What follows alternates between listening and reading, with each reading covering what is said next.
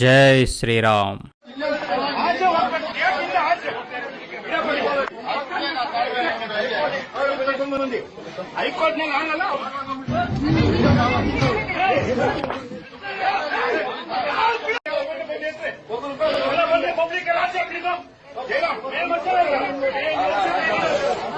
చూశారు కదా, కర్ణాటకలో దేవాలయంలో హిందువులు విరాళంగా ఇచ్చిన డబ్బును సేకరించడానికి ప్రభుత్వ ఉద్యోగులైతే వచ్చారు.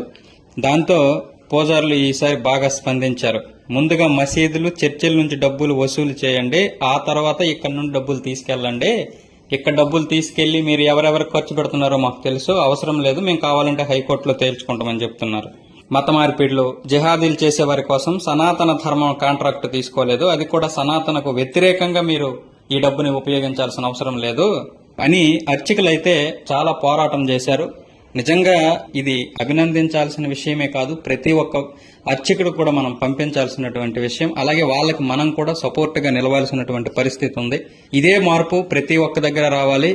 అంతేకాదు, ముఖ్యంగా తిరుపతి హుండీ పైన మనకి అధికారం వస్తే, అంటే తిరుపతి హుండీ డబ్బులు ఏవైతే ఉన్నాయో అవి సనాతన ధర్మానికి ఖర్చు పెట్టాలంటే అది ప్రైవేటు వ్యక్తుల చేతులు, అంటే మన చేతుల్లోకి రావాలి.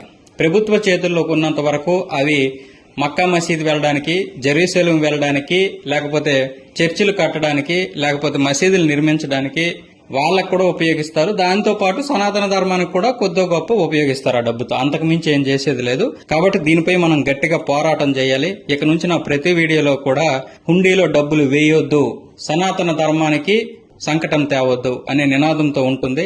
కాబట్టి ఈ వీడియోని మనం ప్రతి ఒక్కరికి కూడా షేర్ చేసి ఇదే స్ఫూర్తిగా తీసుకొని ఇంకా ఎక్కడా కూడా ధర్మాదాయ దేవాదాయ శాఖలకి మనం ఇక నుంచి మన దేవాలయాల డబ్బులు ఇవ్వకుండా చూసుకోవాల్సిన బాధ్యత మనపై ఉంటుంది.